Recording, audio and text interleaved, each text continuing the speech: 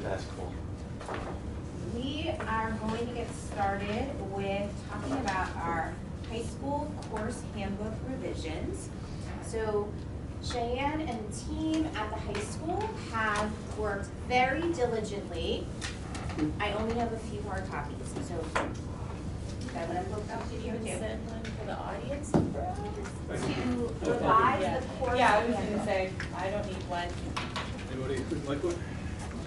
And we will put a link to this Share. On the actual Word agenda for that. Cheyenne, do you want to just talk through some of the changes that your team made at the high school to move us in the direction towards our pathways for the upcoming school year? So, I know we've had conversations about expanding opportunities for students, and in my short time here, I've noticed there really are a lot of opportunities already at Berwick. Given the time frame that Liz and I have had, and basically with our departments, we weren't able to add new courses like that would be on our wish list because we'd have to develop scope and sequence and curriculum and figure out instructional materials and possibly need money to do those things.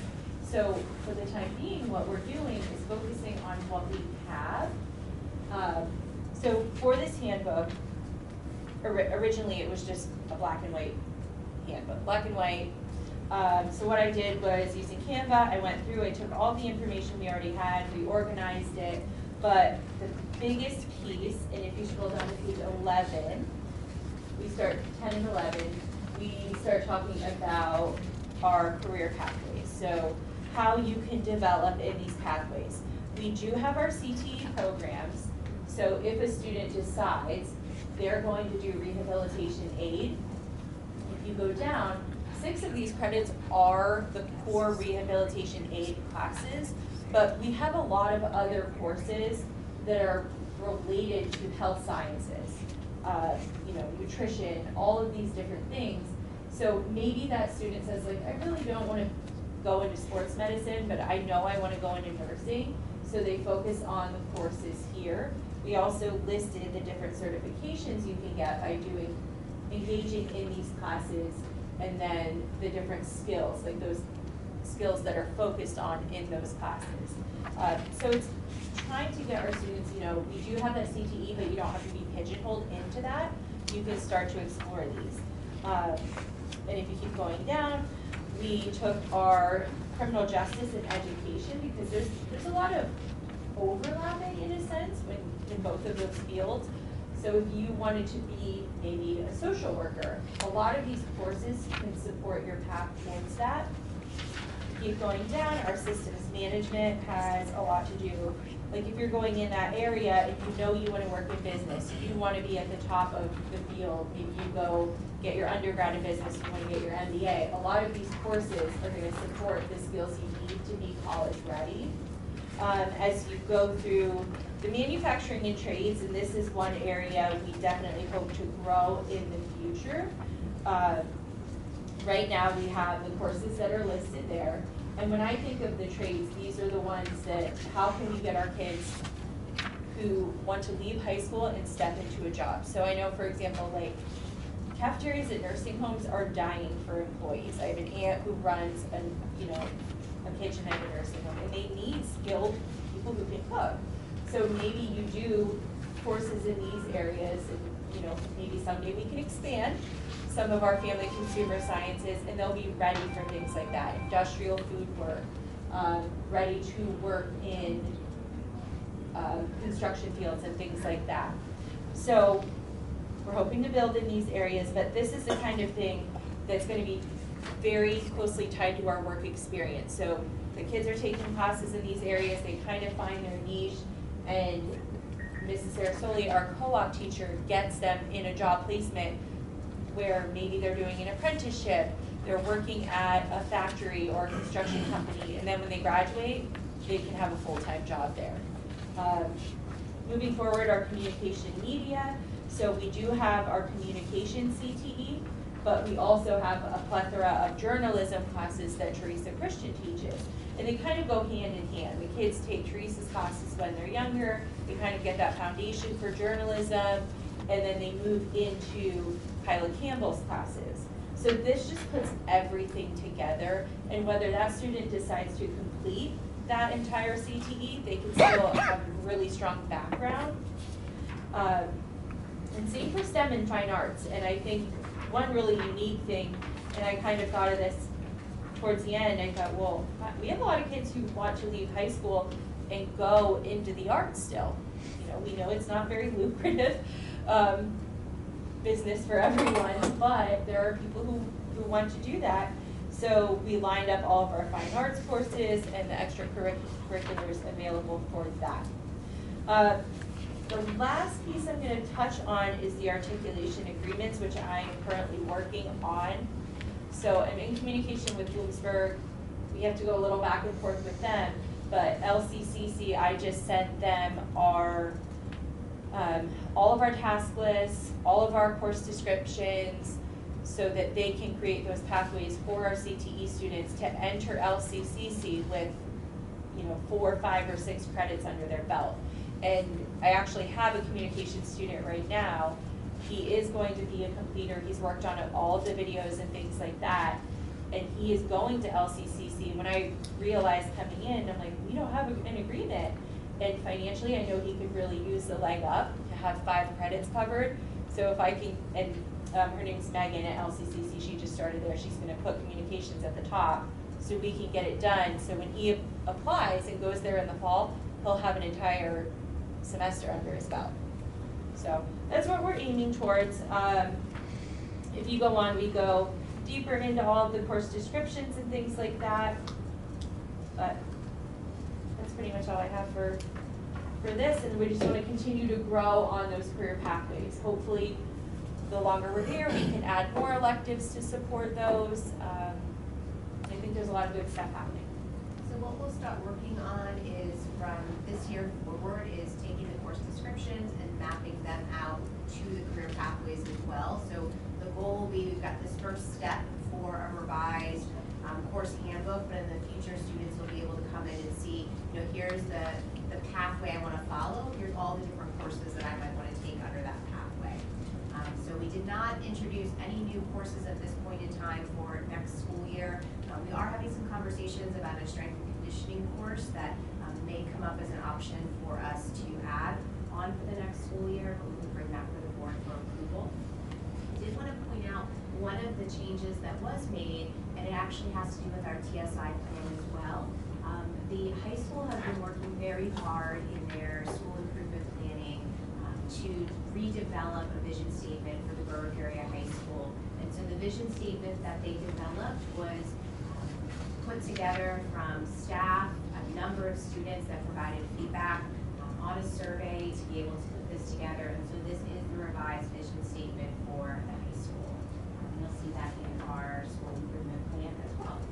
Any questions about the course handbook? This is a draft, so if there's any errors, I found one spelling errors I just was scanning through that will be taken care of. But we wanted to make sure you had something in your hands tonight so we can kind of show you where we're going. We will then link this in the board agenda so that the public can see this for the board meeting on Monday to be able to take a look at this.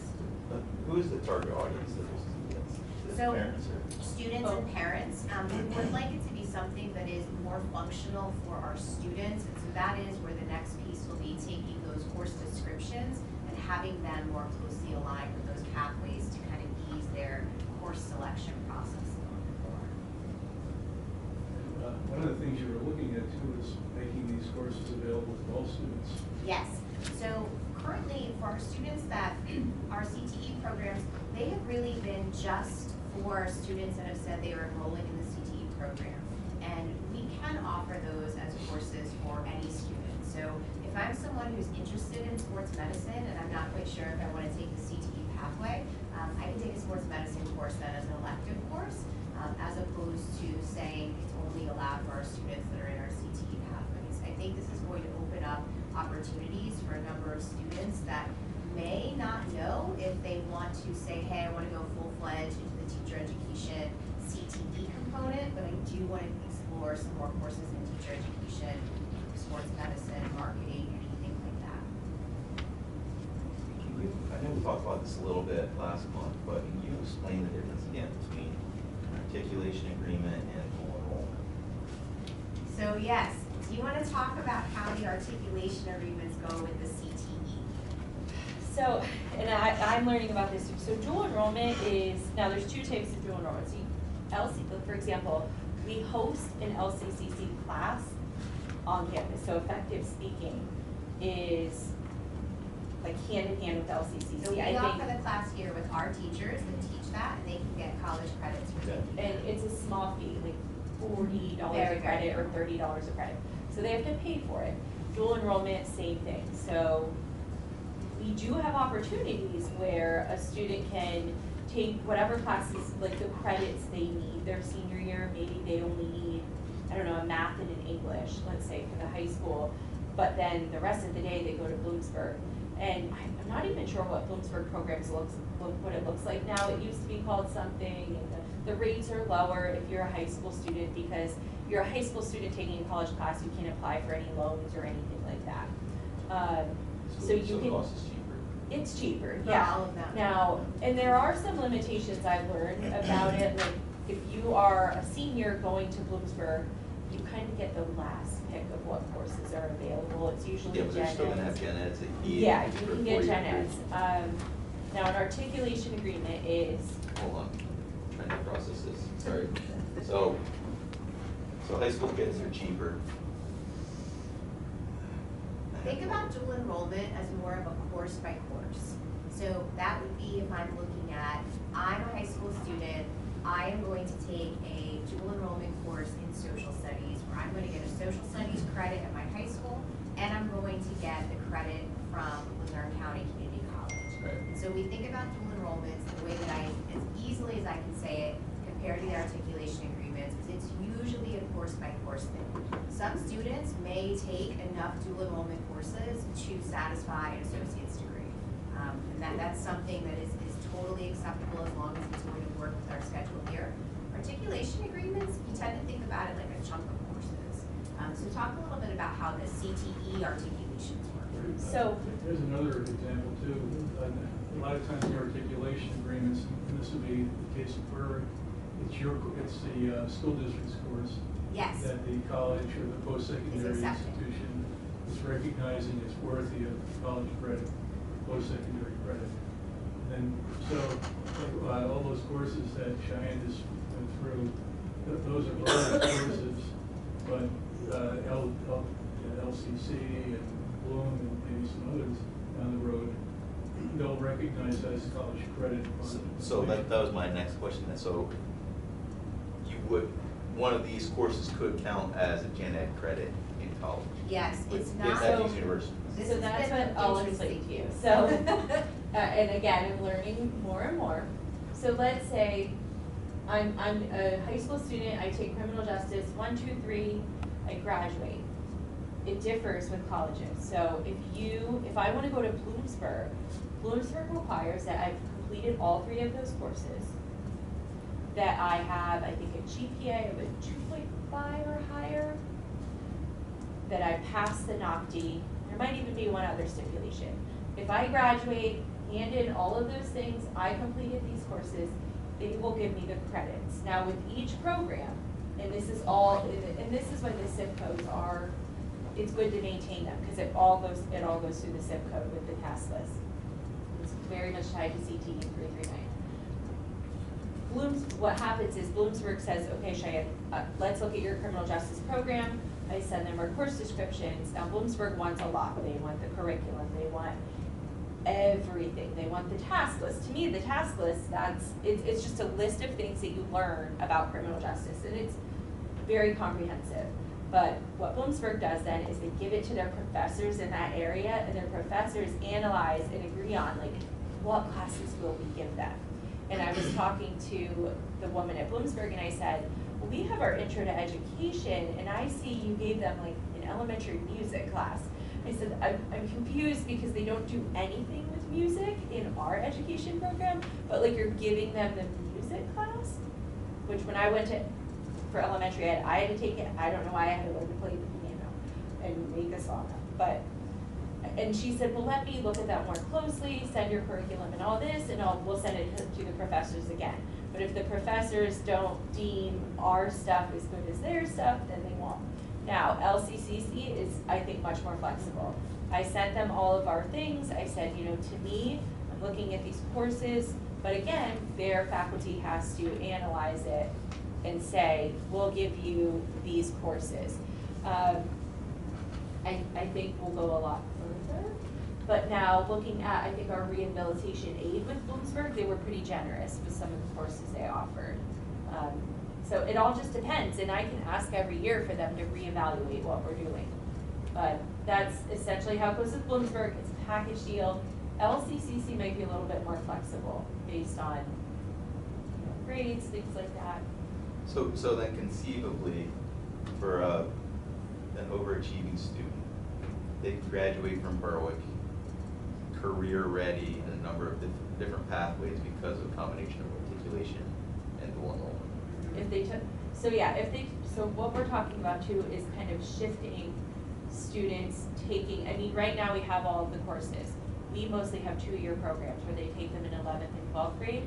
If we start admitting 10th graders into those programs where they can take the CTE classes, like 3 CTE as 10th graders, 3 CTE as 11th graders, 12th grade year, yes, they could do that. They could do dual enrollment, they could already have their articulated credits, and they could do dual enrollment, they could have an entire semester done. Can we expand that into freshman year? I know we talked about an exploratory type. So the dual enrollment and the articulation agreements have a harder time pushing down much lower. So the dual enrollments are usually only for juniors and seniors, Well, especially because of them being the higher level. It'll be the same thing with the articulation agreements, again, because they have to be comparable to what they would be getting at the university. so let's say the articulated classes, you can take courses that are considered articulated courses as a 9th grader. The problem is we would need to have structured courses that are CTE aligned for 9th, 10th, and 11th grade over 4 years, because you can't do, through the state, I can't say I want my CTE program to be 9th, 10th, and 11th, and this is a state thing. It has to be 10, 11, 12. You can't block out the senior year. You have to have something assigned to that.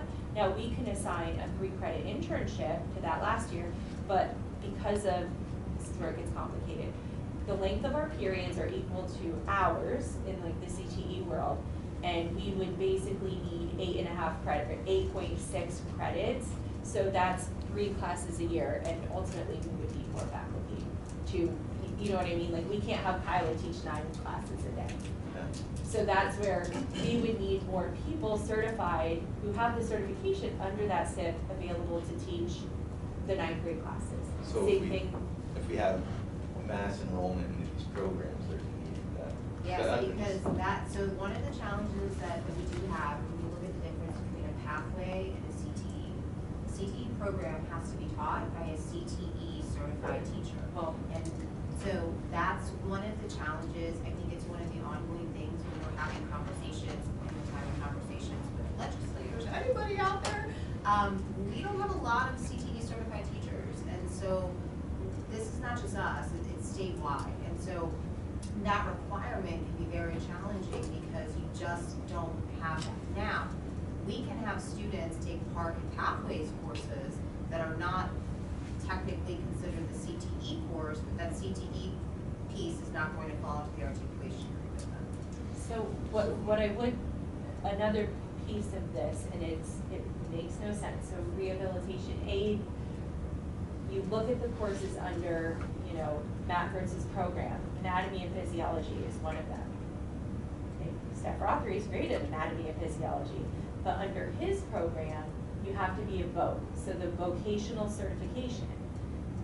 It doesn't make sense to me. I don't know why they, you know, there should be some flexibility where Steph could teach that class, you know, and Matt teaches Yes. sports medicine. Now, they're in some of the areas, so for Kyla's, it's, what's the industrial arts certification? What's that called? Yeah, tech ed. So Kyla has her VOC and then English communications. So her vocational experience qualifies her to teach all of those courses, but it also lists, you know, the tech ed, which is Jim Hyde, that he could teach those classes. So it's not a problem that we'll have right now, but it's a It's- problem that we would like to have down the road. Yes. Oh, yeah. So, and that's where we can talk about shared resources. And I'm thinking, right now, our top performing students are probably on par or better than anybody else in the state. And if we can use this program as a funnel for the bulk of our students to have them career ready after graduation, it sounds like an incredible opportunity for Berwick students. Yeah, I mean, it would be rigorous, like, it would be to do, I mean, they would have an absolutely full schedule with their core and their CTE, but that's good. Right, But I think especially we would have kids. Having a career without going into debt from college is Yeah. pretty amazing. So one of the pieces that's in our comprehensive plan, I don't want to jump too far ahead of that, but is that expanding out our community and business partnerships. And so, you know, that's one of the areas when we're starting to talk about how do we get more CTE certified teachers. There are ways to have individuals go through the CTE teacher certification process that could be with us as a part-time teacher. And so if we can have more and more of those connections with individuals in the workforce, we're seeing this as a really valuable investment. Perhaps we'll see more individuals that be willing to take that pathway in the future too, which would open up more opportunities for us to have more CTE certified teachers that are coming in with that career readiness. What's keeping Rockford from teaching those courses? What's preventing it? Did not have State the CTE guidelines. cert. Or she Yeah, answered? it is, I can show you the document, it's, yeah, remember we had that conversation, and he said, no, it's the state, it's all there. It is a challenge. The state has a lot of little finicky things that they, and for some reason, and sometimes I think like, if someone were to step into PDE in the CTE world and say, this doesn't make sense, like, it's not, I don't know. If they We're just made some exploring little changes, flexibilities. we'd have. We will continue to explore those flexibilities as we go through that. This is great. So that's our course handbook. The other piece that we're going to talk about tonight is our high school TSI plan. So the high school has been working very hard at completing their targeted school improvement plan. This was something that is for the 24-25 school year. It is something that was a little bit delayed in being completed, which is okay because we did a very authentic planning process with this. I'm really proud of the high school team for coming together, especially with having new leadership, all of those changes that come in with having new leadership in place, and having really thoughtful conversations about areas of improvement. So for our targeted school improvement, we are going to need to submit another plan for the 25-26 school year. So we'll make some revisions on this one. I'm trying to be a little bit ahead of the game to be able to move forward with that as well. The big things that I just wanted to point out that they're going to be focusing on are a few specific challenges. So their two challenges are, they're going to be working on creating a system for students to actively track and use their data to set and monitor progress toward goals. And teachers will be utilizing times and structures to support student goal setting and monitoring so that our students will have the support and strategy thinking to succeed. One of the pieces that came up frequently in the conversations is feeling like we have a lot of supports for our students, but we're not necessarily packaging them in a way that feels really meaningful for the student themselves. So the high school team is already having conversations about how to possibly restructure some of the school day so that we can have some more connections directly with students. So they can look at their goals, they can make some really strategic goals as young adults and map that out. They're also going to be looking at some support systems such as Check and Connect, some things around positive school behavior, so again, our students feel very supported. So we do have a focus on our students with IEPs in this TSI plan because this is the group of students that was identified as having more challenges than we were seeing in our all-student group. So we're looking specifically for those students to make sure that we're providing them some additional supports. But this is an opportunity for us to make sure that we're improving the school as a whole. So we'll be working on this plan from now until the end of the year. We'll do some minor revisions for the upcoming school year, and then I don't anticipate having many big changes for the 25-26 school year in regards to priorities, but continuing on with the action plan. Working on improving attendance, graduation rate, and success in our IT populations, our economically I know it looks like there's been a lot of collaboration. You want to just explain all the parties that have been involved in putting this together? So we've had a really robust steering committee for both the TSI plan and for the comprehensive planning. So for the high school, you can take a look at the steering committee that we've had in place here. We have school administrators, parents, teachers, educational specialists, board members. We've had individuals from Luzerne County Community College as part of this. We've had individuals coming from business and community. We've had students, the IU, that they really are invested in what's happening. And one of the interesting things that's come out of this, and I don't know if they've actually presented it yet, they are even planning on doing, I think, a newspaper article about the planning process as a whole, because the students that were involved in the planning process felt that it was so meaningful that they wanted to be able to share that out with the rest of the school. So it's a really good process. So, I think so. Yeah, so don't know when. Any questions about the TSI plan? This plan will also be uploaded for public review for the upcoming board meeting. It will need to be signed off on by the board with the affirmation statement, just like our school-wide plans are for the elementary level, so we'll have that as well. Okay.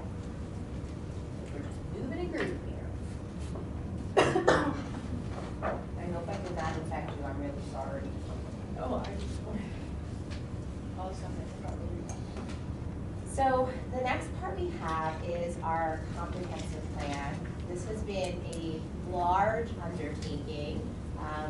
For anyone who doesn't know, comprehensive plan is a 3-year plan that looks at multiple areas in our school district that we might want to change, improve, or continue where we're already growing. So one of the things that's been really important is that our comprehensive plan and our school-wide plans are complementary. So we've used the needs assessments that come from our school-wide planning to help inform our comprehensive plan, and we also are using our comprehensive plan to kind of drive the direction for us as a district as a whole. I'm giving you a paper version of this. This is going to be posted on the website for public review and feedback between now and the March board meeting, but I did want you to have paper copies.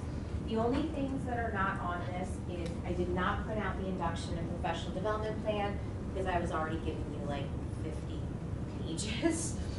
But I will point out a few key things. One of the biggest things is that you will notice on this comprehensive plan is the steering committee did work together to revise the mission and vision statement for the school district. So that is a big shift for us. Same, if you don't mind us, we'll just pass it around. We'll need to, when you're approving the comprehensive plan, we'll be approving moving forward with the mission and vision as well. So the mission statement that was decided upon by the steering committee is that the Berwick Area School District is committed to fostering compassion, critical thinking, and resourcefulness to prepare students to thrive in their communities. And then the vision for learning is we will empower and nurture every student by providing dynamic, hands-on learning opportunities, strong community partnerships, and real-world experiences. I am hoping that once the comprehensive plan is approved, that we would be able to move forward with some branding for the district as a whole. So if you've seen other school districts that have gone through the comprehensive process really authentically, they use this as an opportunity to communicate with their stakeholders where they are now and where they want to go. And so I'm hoping that we can use our comprehensive planning process to do that for us as a district rather than just check off boxes.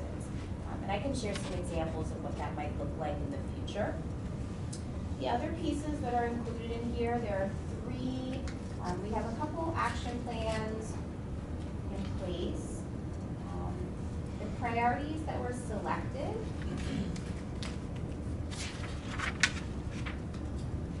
One first priority is about developing a consistent two-way communication plan with the necessary tools to strengthen meaningful engagement with stakeholders and sustain shared responsibility for student learning across the district.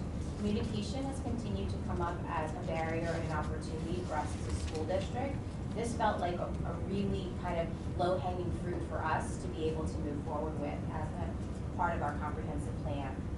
The second part is around updating our instructional resources to ensure they're evidence-based and establish consistency in instructional strategies and programs, including ongoing feedback on implementation so that we can improve the quality and effectiveness of student learning across the district. And then our third opportunity is establishing a clear process for district community partnerships that outlines roles, expectations, and mutual benefits to strengthen collaboration and maximize support for student success.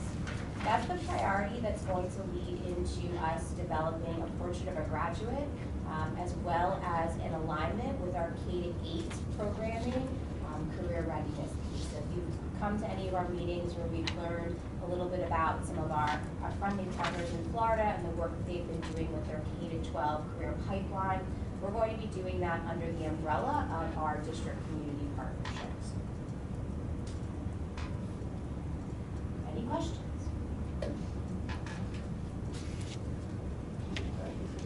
It's a big packet to read through, it is. There's a lot of action steps. The only thing I will tell you is that the template is not a very fun template to work in. So the dates in the action plan are very chunked out dates. So you'll notice some of them are year-long dates because there are some things that would happen over a year-long process, and the template provided by the Department of Education is not super conducive to mapping out an action plan. No, it is not efficient. So we will have an internal action plan document that will be able to map out implementation in a way that's much more tangible for us as we're like monitoring our plan along the way. And Lucia had mentioned the induction plan was already presented, but want to maybe just explain that how that works in August, for example? Yeah, so we actually, the induction plan that was previously presented was a one-year induction plan. The last time the comprehensive plan was presented, we are now required to have a 2-year induction plan. So all of our inductees are assigned a mentor and go through a 2-year process of getting ongoing feedback. We'll have our inductees come in for a more formal initial induction process at the beginning of the school year. It was a bit of a big undertaking. The induction plan that had been in the system previously was a little light. So we're really leaning in wholeheartedly with a robust induction plan. I was extremely pleased recently. We have a number of new employees that will need mentors. And in the past, you have a couple teachers here and there that volunteer to want to be a mentor. We had so many teachers that requested to be mentors this time around that we did have to go through a formal interview process. And I think that's a really solid indicator of our staff wanting to be actively involved in both the recruitment and the retention of teachers. And being able to sit through those interviews at both of the elementary schools, because that's where our new teachers are right now, and getting to hear teachers go through that kind of very formal interview process and talk about what they hope to bring to the induction process as a whole for the district was very inspiring. And we were not able to assign every mentor applicant with an inductee, but we now have a very qualified pool of individuals that want to serve as mentors in the district. And then you said at the beginning, but it's actually like a week before the staff return. Yeah, so we will have a separate induction day before the formal in-service days at the beginning of the school year, so that we can get them in, they can feel really comfortable with things. Right now, we meet on a monthly basis. It's been working really well. I go in and do observations, the principals are doing observations, they have lots of feedback with their mentor. But as we made that shift to the 2-year induction plan, we wanted to formalize things a bit more. We'll also have an opportunity for our mentors to have some training as well about how to be a really quality mentor. And that was something that came out in the interviews as well. The other thing I was thinking, I wasn't sure if you didn't know what a SIP code is. We were saying SIP. Did you do that? Explain About it. that last. So it's just it's the code that's assigned to the program that falls under the state. So any vocational program, it's, there's a specific number, where there's a number, and that number applies to a specific program. So it could be, 1, 2, 3, 4, 5, and that'll mean something in the eyes of the state. It's 1, 2, 3, 4, 5, 6, or 6, whatever. Yeah. Will mean something else. The big pieces of that are having the zip code, maintaining that in the standards allows us to hire the vocational teachers. Sorry, my throat is so dry. When it comes to teacher accreditation, you can't just have any. It's okay. So, very dry here. Yeah. So that's why we can hire teachers like that. It's easy going.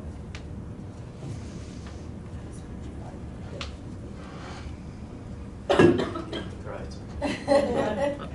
I'm trying to cough really over. There might be a lot of water. Add water. And listen, if I infected you, I'm really sorry. Very sorry. No, I know, everyone in my house is definitely congested. Any questions about comprehensive plan? Okay. So we have 2 pieces for the calendar discussion. One is in regards to the current year's calendar, and then one is to take a look at the calendar for next year. So the first piece that I'd like to bring up is in regards to our calendar for this school year.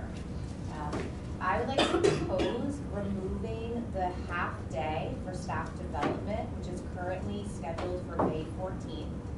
There are a couple of different reasons why I am proposing this, and this is something that would need to go up to board approval to be able to change the calendar. So one of the reasons why is that we are hoping that by removing this half day, we can provide some additional instructional time back to teachers so that they may be more apt to take part in the United Way Day of Caring, which is on May 5th. So if we can give them that little bit of extra instructional time on the 14th, they may be able to shift some of their instructional plans to allow them to participate in activities on that day. We also have some students that would be taking AP testing during that morning, and by having that early dismissal, it could give them some challenges with just dismissals happening, and I want to make sure that their testing is not interrupted. So I am coming forth to see if the board would be okay with making a change to the calendar for this year to remove the May 14th early dismissal day.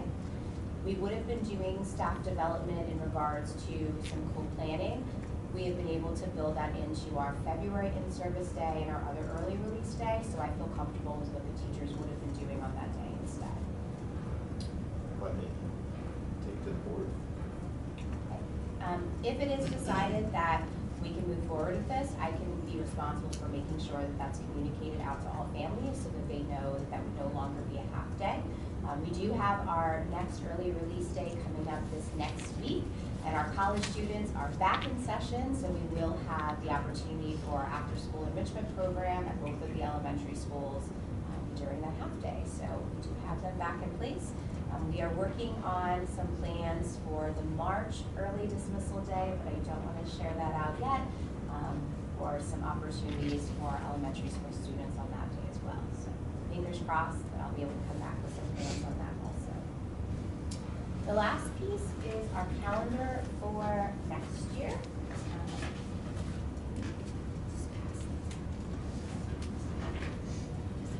And just, if you can keep one for me. Watching. What? You have to have copies? Liz, for everyone? No, can you keep the paper copies here just for this? that's okay. Just this is a draft, and I realize I did not print draft on it, sorry. It's all good.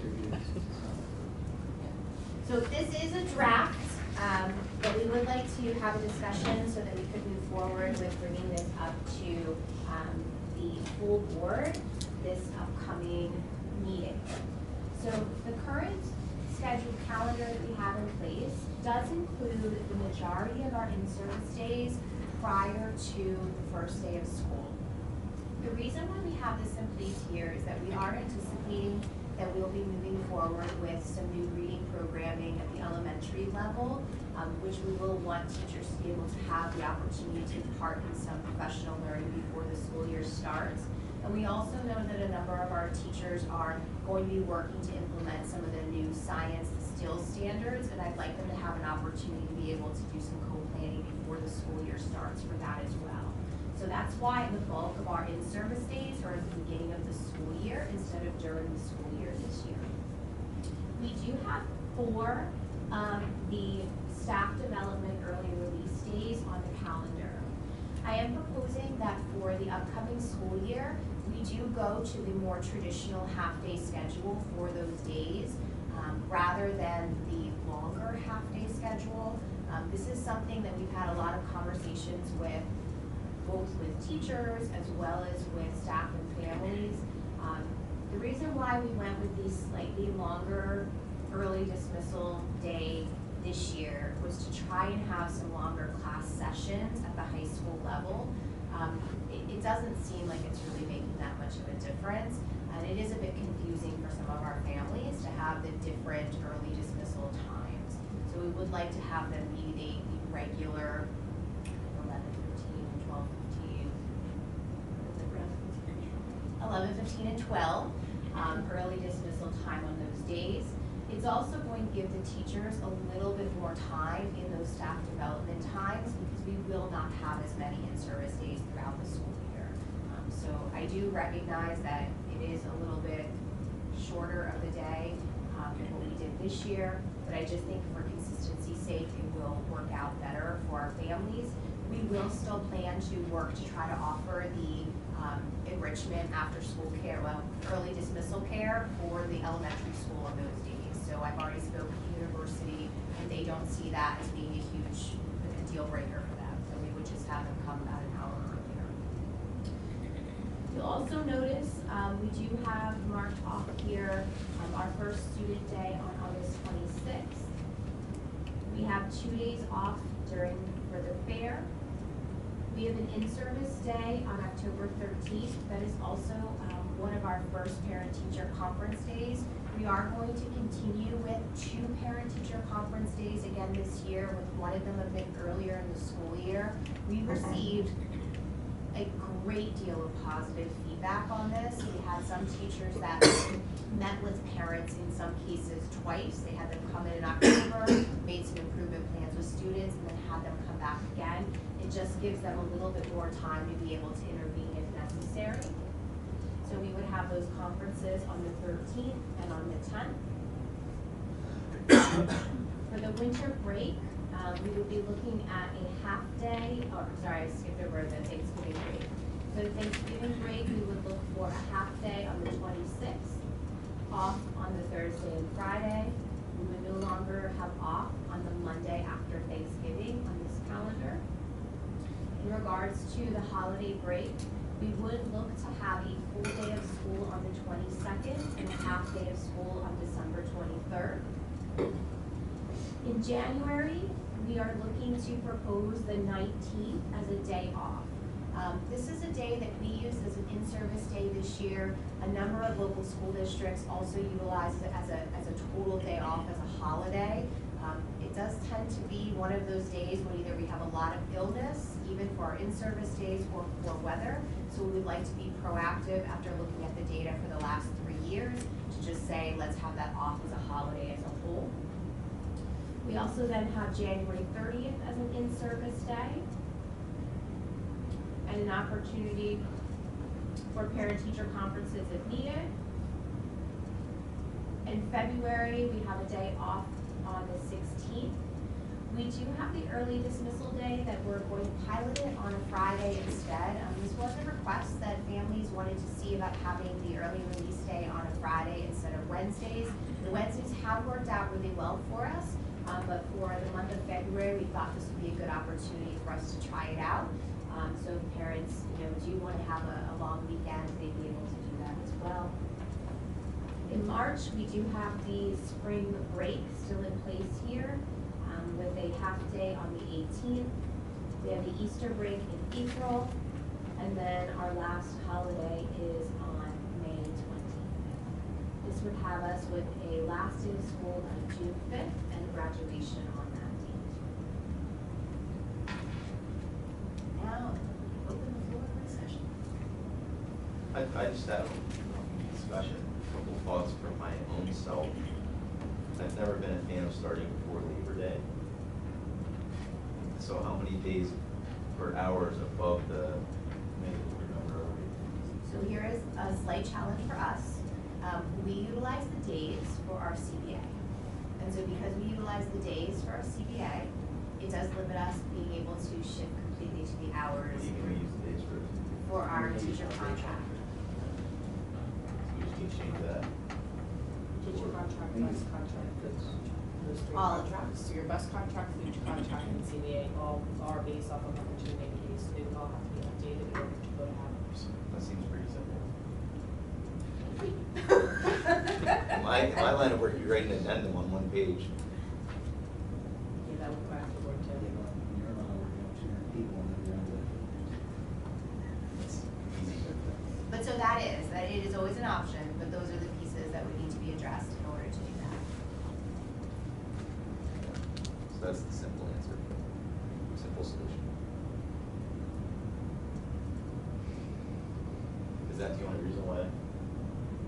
Yeah, I mean, in Pennsylvania now, we can abide by hours or days. Part of it is also to align with the OTEC. Yes, I mean, that is one of the challenges. The more the sending districts can have a somewhat uniform calendar, it's just easier for the scheduled education students. I just feel like with homework, with after-school activities, with more and more things pulling kids out of the home, some more time in the home may be pretty valuable.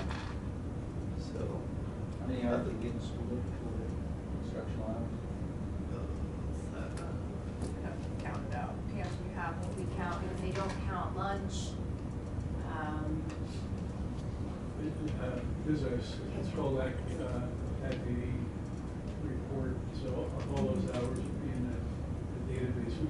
We can pull it out, it's what we're reporting to the state. just looking.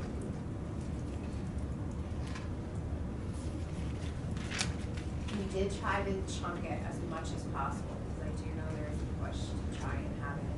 And do you have access to that students? Yeah, I'm signing into FRCPP now. Because I know that we have to report that, I just don't remember exactly what it is for each of them. That might be the issue.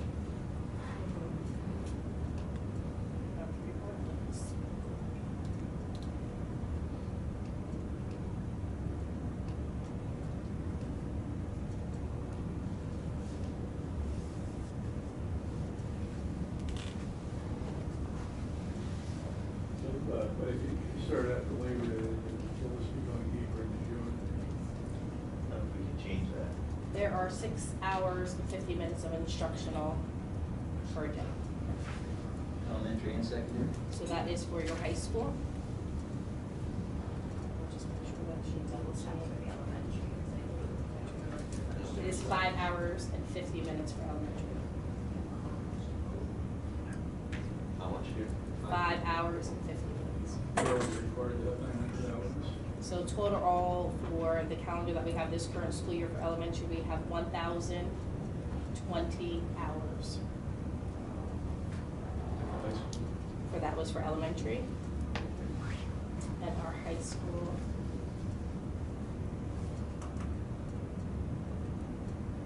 has $1,198. That's based off of 24-25. 1050 and 1098. 1190. Elementary, but 990 for high school. We're way over.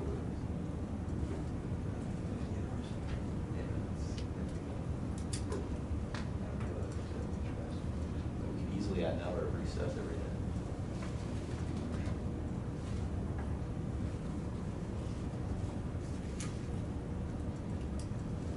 It's good to have that buffer in the event you want to call and have ADA every so often, you know, for whether it's professional development or some type of special, not going on in the district.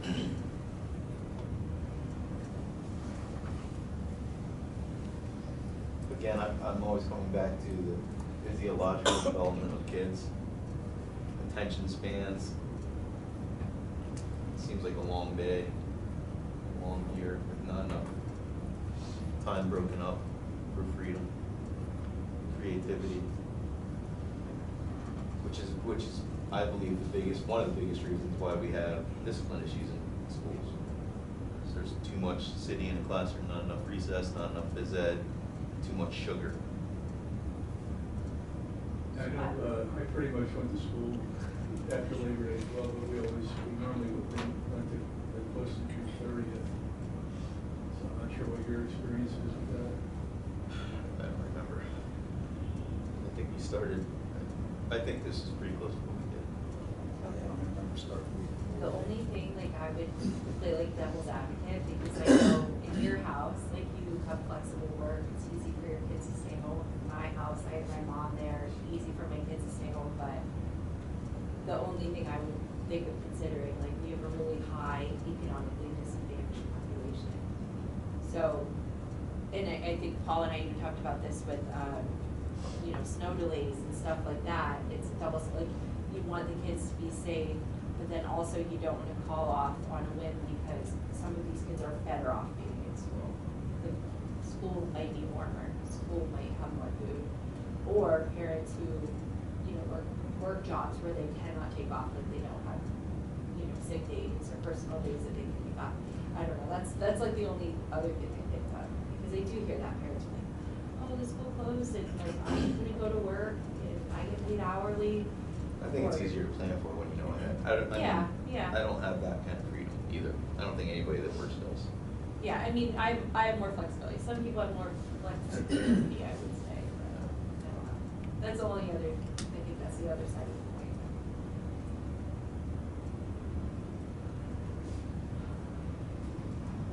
So what I was gonna say is it would be nice to have more free time for the kids, or for us to plan more activities that are enriching, not just for classes.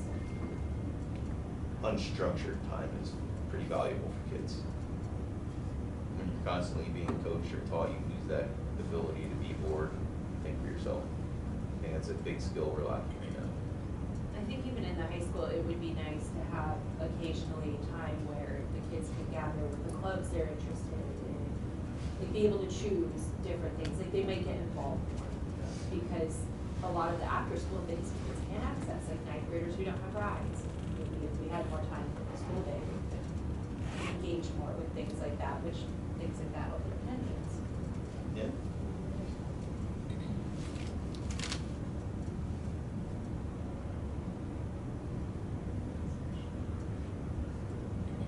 I am just the presenter of this presentation. I'm just sharing my thoughts. Yeah. So how do you normally tackle the calendar? Well, look, if you wanna look at historical trends in education, behavioral models, performance and everything, if you go back to the 80s, it's been a downward trajectory nationwide by government standards. So what have we done differently in that period of time? We've gone to school for longer hours, we've taken away recess, we've taken away phys ed, and we've added sugar in school. I'm sure we had. And we've added testing. Right, I had 3 recesses per day, and I was as loud as I wanted to be in the lunchroom. Now you have kids going to the middle school in 5th grade, they're 10 years old, 11 years old. They get a recess, well, I know we changed it, but they get a recess, you get a lunch, you You have to be quiet at lunch, you can't sit with your friends. This is not just Berwick, I'm speaking generally all over the place. That's not how kids learn, that's not how they learn to interact or solve problems. You have to give them creative flexibility to problem solve and figure things out on their own.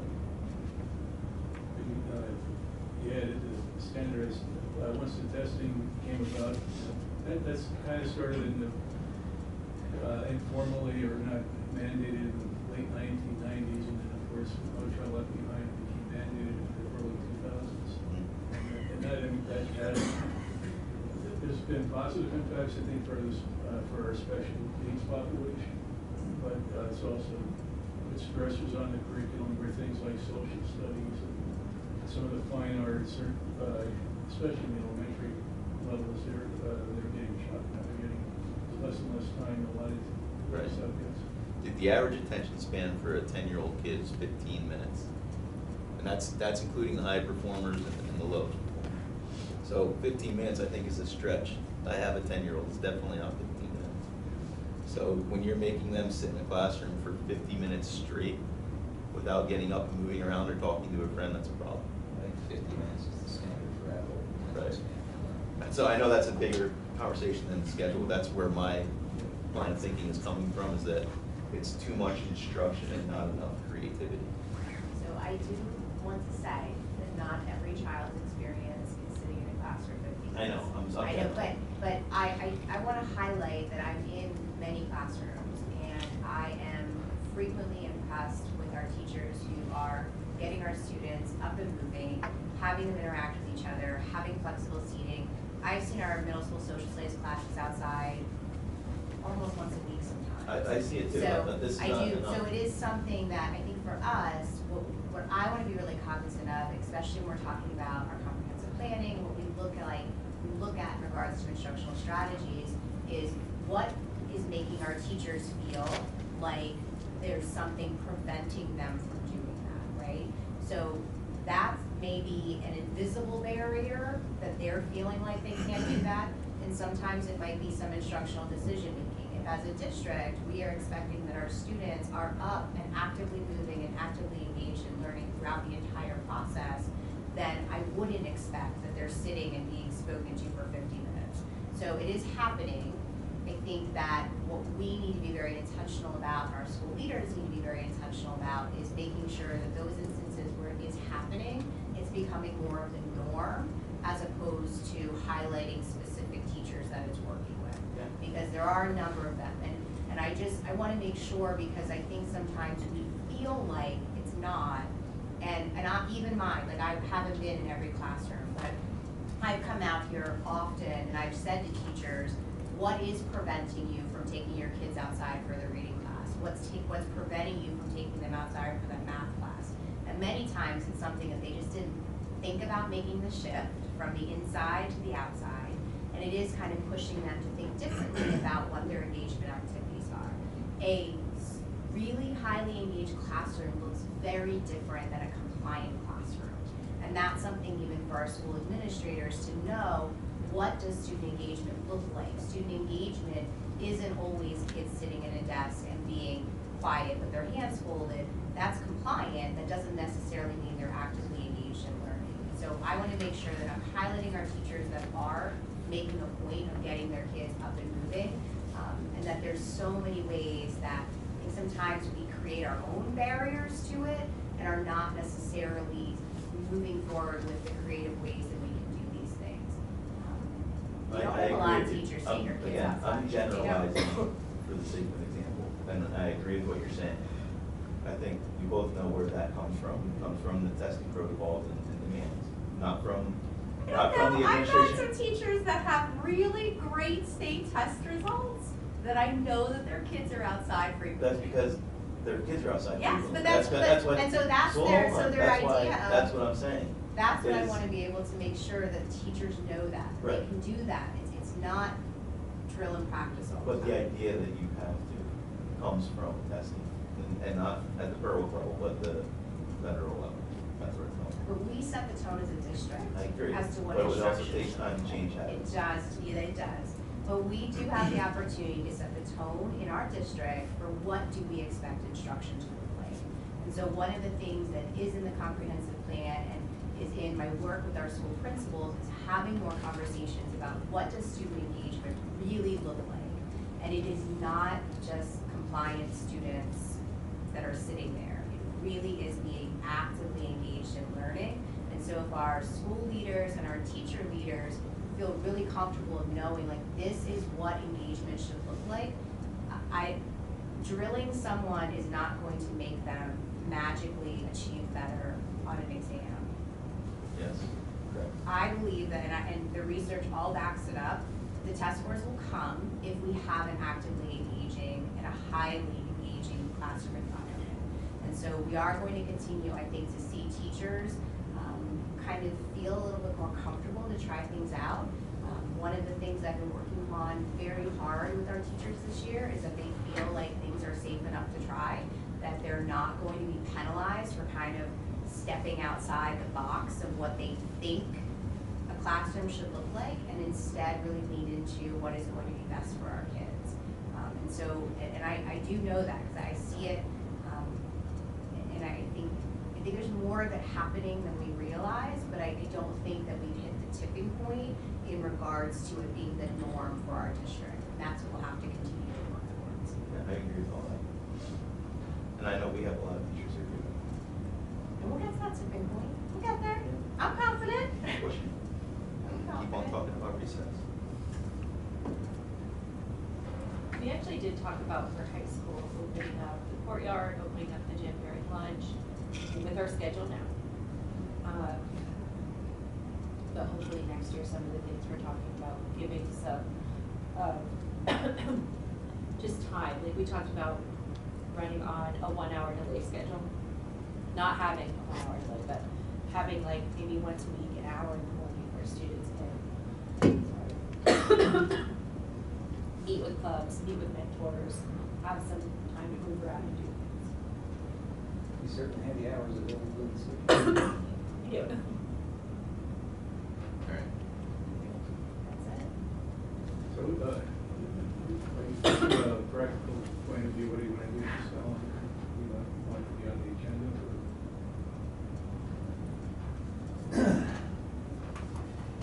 When we do like it is, I understand what we want to do, but it's just making that. I'd like to make headway on that, but it's just my I opinion. think making those hours. Hey, I would love to have year-round schooling with 1 month off in 3 chunks. But we haven't gone there yet, but that is, right? I think everyone, we would all like that.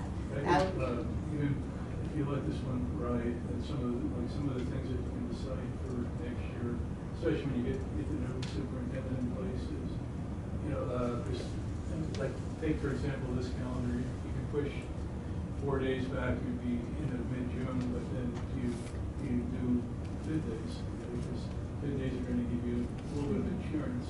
Yeah. And if you don't do bid days, well, then you have 2.5 weeks or so to make sure that if you get a lot of snow, that you're gonna get all the instruction that you need in by June 30th. So right now you have a nice cushion just with this setup.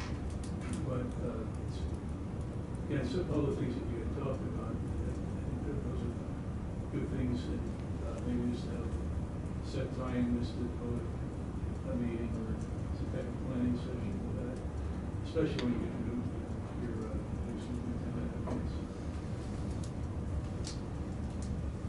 Okay. So are we okay to take this calendar to the board meeting? Yes. Okay. Even though I don't like I actually, I thought Central and heard through the grapevine, VOTEC, they were considering 11 still. I don't know if it was, it. it was in the paper, they were considering starting that early. That sounds absolutely insane. August 11th. Central, it was in the paper. I don't think they agreed on that, but it was floated. We'll see how that transition goes. Yeah. I think for the students, it's still the 26th, so it's, Oh. for Berwick students. Well, the central leadership pulled 2 weeks, I think. No.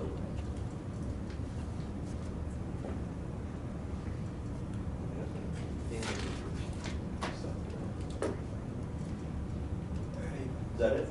That's all I have, unless there's any questions or comments. Good. Thank you, it's good. Thanks, Cheyenne, thanks for your presentation. Yeah, sorry, my throat went out on me.